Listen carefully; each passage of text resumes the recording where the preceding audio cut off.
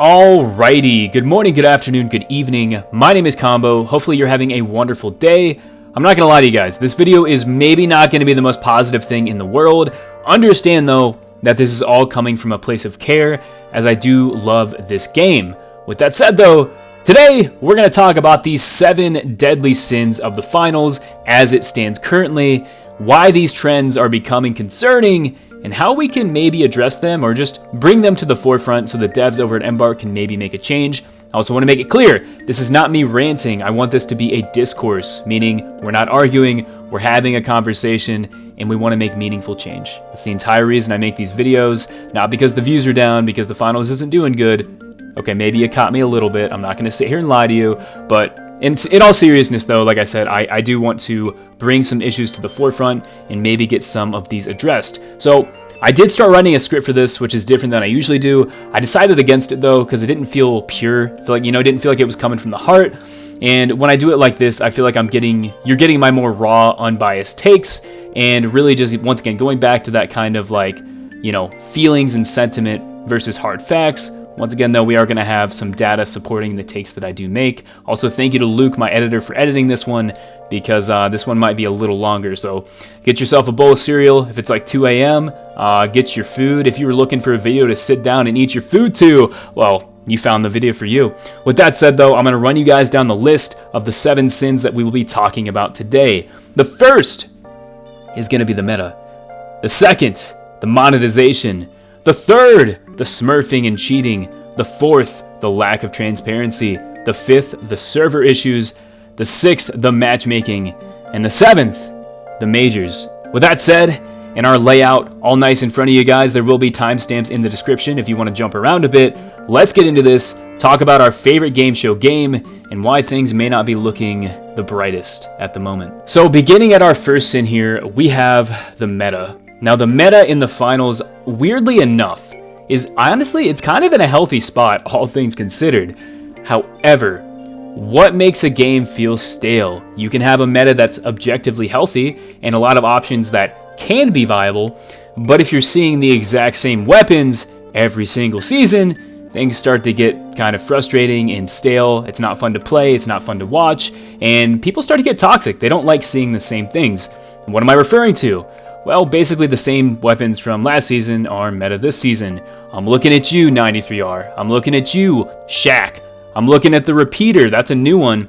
Weapons, the FAMAS especially, man. Oh my god, the FAMAS. Weapons that have been meta for almost 2 seasons now and not receive any balance changes. Now, we did see a little bit of a shakeup, right? Your LH1 did get a buff. Things like the ARN are still very viable, but things like the M11 just absolutely nuke it. We're seeing a lot of the exact same things. The pros aren't shaking it up. And in a situation, and we'll talk about it later, with the major coming up, we're going to see a lot of people adapting the same strategies that the pros are using. You know what that means? And I love my competitive fellows out there. I really do. You guys are fucking boring sometimes. It has led to such a stagnation, and Embark doesn't want to change it because we don't want to ruin the strategies these pro players are seeing. And if you're going to sit here and tell me that they're not balancing around the pro meta, you're lying to yourself or you're delusional. Look no further than the smoke grenade nerf. They took thermal vision out of the game, very coincidental when the majors come around, and they nerfed smoke grenades because teams were using them in the major to kind of break the meta a little bit and steal cash outs. I understand why they did it, but I'm saying that was one of the fastest balance changes they've made, and they're doing it around the pro scene.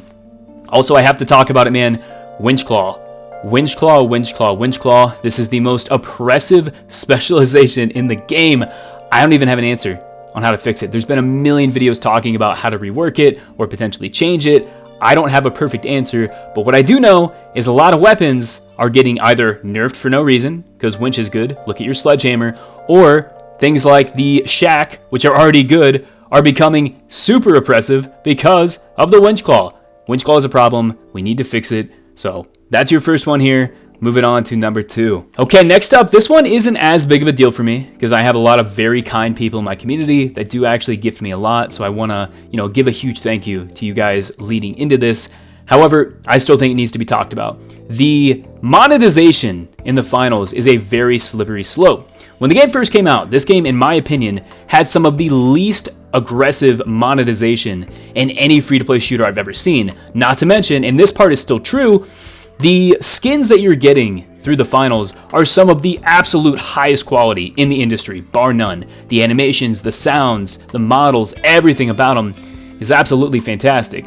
However, the last 2 seasons, I would say, we saw the introduction of the Premium Pass, or the Ultimate Pass, for the Battle Pass. Once again, I want to support Embark as much as the next guy, but we gotta understand that once you start letting things in, and they can get away with more, we're gonna start seeing more. Just this season, the esports bundles, holy shit, these have completely taken over 90% of the customization, and they cost a lot of money. You can't even buy them with multi-bucks, which I think is kind of insane, in my opinion. We also just saw another Battle Pass mid-season, and once again, I don't necessarily have an issue with this if the cosmetics are high quality, but I gotta be honest guys, you're getting a few skins that have moving particle effects, not anything super fancy. Is it worth the money? I don't know, but I think it's kind of hard to argue that we're seeing a bigger push through monetization. Embark's CEO did mention that this was one of the first seasons that the finals was profitable, which is great because that means longevity for the game, but at what cost, right? You can make your ends meet through one, increasing prices and driving monetization, which definitely will push players away if you take advantage of their generosity, or you make more things and you make them a little cheaper and then more people buy them. Really, this is a personal thing. I haven't seen a lot of people talk about this, but I do think it's important, so we need to bring it to the forefront. Embark definitely needs to come out and address this. Okay, next up at number 3, this one might be a bit of conjecture, but all of my top 500 friends, people that are, maybe a little more sweaty in the game, they can attest to this one. This season specifically, and a little bit of last season, the increase in smurfing and cheating is out of control. If you don't know what smurfing is when you create a lower level account. A lot of the time, pro players will do this in order to, work their way up on the top 500 leaderboard, fill in slots, make it more difficult for other teams to progress, because if you don't know how the rank system in the finals works, if you are fighting teams that are lower skilled than you and they're in your lobby, it is going to bring down the amount of RS that you gain in total. So what a lot of pro players will do, they'll join the season, get up really high in the top 500 leaderboard, and make a bunch of Smurf accounts. And what these Smurf accounts are doing is, one, it's making ranked super bad for everybody, making people hate the game. But additionally, it's making it a lot harder for people to rank up and hit that top 500. The other thing about Smurf accounts, Embark has absolutely no checks and balances for creating new accounts. You don't have to verify an email, you don't have to verify a phone number. So these people are getting banned for cheating, but they can just make a new account. Now I understand there are a few ways you can solve this, one of which is going to be increasing the level of anti-cheat. The finals did just change this. I don't believe it's kernel level. For those who are wondering what kernel level means, that means it goes into all your files and checks things in real time as you are going on. It's not like it's not a server-side thing, it's actually in your PC checking. Not a big tech guy, so correct me if I'm wrong on that. And the new cheating system, according to the dev security team, does appear to be working, but what this isn't doing is fixing the influx of Smurfs who are likely to cheat because there are no consequences if their account gets banned, as it is not their primary one. Once again, I don't have a perfect answer for this, but I think at a minimum, requiring accounts to create an email before they can hop in ranked or do things like that, it's gonna make a big difference, and it's going to really improve the overall health of the game. So in my opinion, the smurfing and cheating needs to be talked about, needs to be addressed, because you are killing the new player experience if you leave it as is. Next up here, this one is one I also don't hear talked about much. It's the lack of transparency from the dev team over at Embark. Now, we do get a weekly update, and we do get a few notes from the dev team talking about known issues, things they want to do, but I find it very strange that we have Arc Raiders that just released one of the most successful games of this year, if not in the last decade. This game came out with a roadmap immediately. Like, Embark was like, we're gonna do this right, we're gonna have a roadmap. And I imagine making content for Arc Raiders is probably a whole lot more complex than making content for the finals based on things like Heaven or Else, events that we've seen that are just a bunch of platforms and hitting people with sledgehammers, right? It can't be that complicated compared to a game like Arc Raiders. With that said, why don't we have a roadmap? in the finals. A lot of the reason people are leaving this game, they hop in, they play for a couple hours, and they don't know where they're going. They don't know where to meaningfully invest their time. They don't have reason to be excited for upcoming events. All I'm saying is I find it very interesting that a game that has been out for as long as the finals does not have the same components of a game that just released. I understand roadmaps may not be the most easy thing in the world to create, but I think at a minimum, it would make the player base feel like they are being listened to, and it would really foster that two-way communication between the community and the dev team. Because here's the beautiful thing about roadmaps. If you release them early enough, you can actually change them. So if the community says, holy shit, Embark, I hate Blastoff, do not remaster Blastoff, it doesn't always happen. I understand dev timelines are typically very forward ahead of what we see. So for instance, right, they might be working on a map 6 months before they even announce it.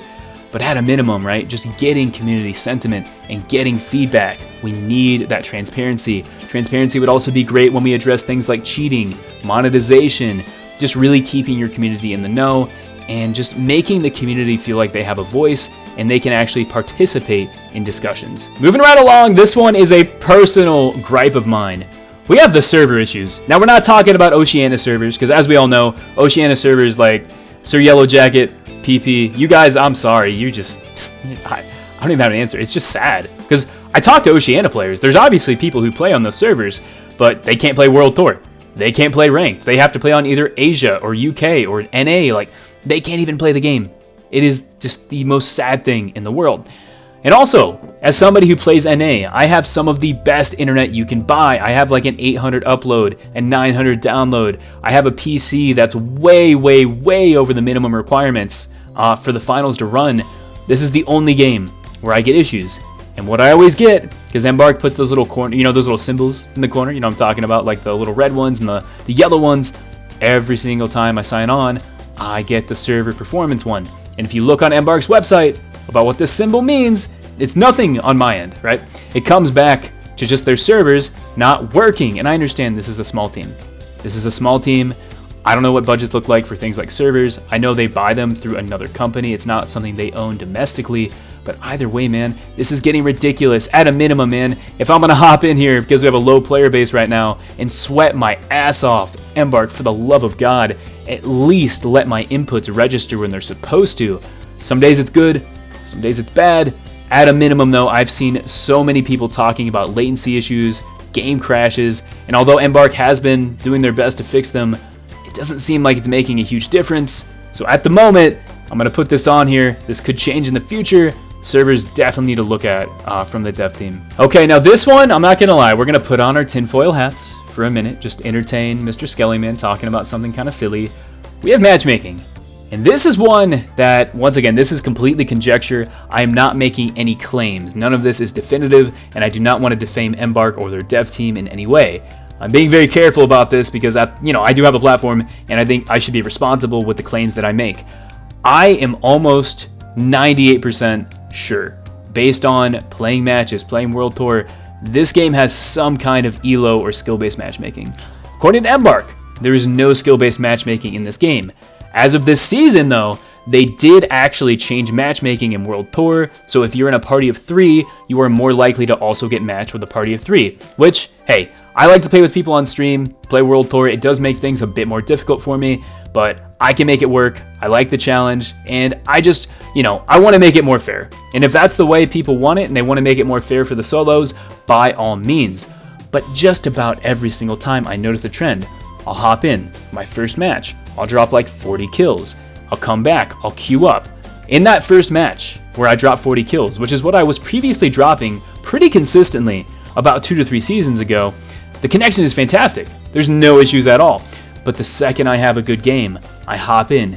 Everybody in my lobby is either Diamond or top 500, and on top of that, I notice immediately my server connection, and we talked about server issues in the last one, goes to shit. Once again, this goes back to the transparency thing as well. I've heard a lot of people talk about this. I might be the forerunner in this conversation. There needs to be something put out. Embark needs to be super transparent. Is there skill-based matchmaking? Is there not? Am I being gaslit? Because at this point, You know, you can talk to other top 500 players such as Tez, who actually tested this on a Smurf account. Kind of ironic going back to what I talked about before. And this man hopped in and just went on a tear. But if there's no skill-based matchmaking, why did that happen consistently? Why is that happening every time? It goes back to just transparency. Embark, we need to talk about it. We need to know, is there SBMM? Is there not? You know, all the way back in Season 2, I believe, Embark actually attempted to add skill-based matchmaking, and the community was like, this is terrible, take it out of the game. And they did. But as somebody who understands how resources are often allocated in game studios or just in organizations in general, if somebody took their time to make a skill-based matchmaking algorithm, it's very unlikely that after 1 week of community feedback, you know, they completely discarded it and they're not using it anymore. So with that said, SBMM, is it in the game? Is it not? I don't know, but Embark isn't telling me, so I would love to get some answers on that. And finally, our last one here, and this one is completely conjecture, but this is just my personal take. I am in the ballpark that the majors have absolutely killed this season. I think they went too far into it. This game, in my experience, right, the people who started playing this, what made the finals pop off initially was not how competitive the game was. We had nukes, we had glitches, we had FCAR that had no recoil, could map you, kill everybody. We had RPGs that could one-shot lights. This game was not competitive when it came out, in the slightest. I understand that we've been working more and more to get to this competitive framework, and I think that's great for the longevity and overall health of the game. I think having a more, you know, diverse and balanced meta will make things better. But guys, the majors, not only did they theme the battle pass around the majors, they're pushing it down our throats every time you log in. They're talking about the majors. They're only streaming things about the majors. The new battle pass, the second one that they released, is about the majors. And I'm going to be honest, man, if I'm a new player and I want to hop in and play a game that I've never played before, do I want to hop into the game that is advertising this super overly competitive top 500 sweatfest? Or do I want to hop into a game that's advertising fun over competitive balance? Once again, that's gonna be different for everybody, but the general player base, I'm betting the general player base is gonna hop in for that more casual experience. Once again, I don't see the finals as a very competitively balanced game. Cash out at a minimum. Ask any pro player in the world right now, is cash out a balanced game mode for ranked? They're gonna say no. They're gonna say no. So once again, I don't know why this narrative is being shoved down our throat when it doesn't even align with why so many people fell in love with this game to begin with. So for those reasons, majors, kind of a major problem at the moment. Oh my god, that was a lot of talking. I really hope this wasn't too rambly. I want to say one more time, I love this game. I love the finals. I love the dev team. I am not an Embark partner, if you can't tell. I probably will never be because I make takes like this. Understand too that I'm making these takes. This could very well hurt my reputation. I've been called out in the past for voicing my opinion by other creators. So understand that I am making a risk by making this video, especially because as much as I love this community, there is a lot of toxic positivity at times. Unless you look at Reddit. We don't talk about Reddit though. Reddit's its own thing. We stay away from that. That's like cancer causing. I go on there and my hair starts turning gray if I had hair, kind of a skeleton. But with that said, everybody, let me know what you think about these 7 deadly sins in the comments section.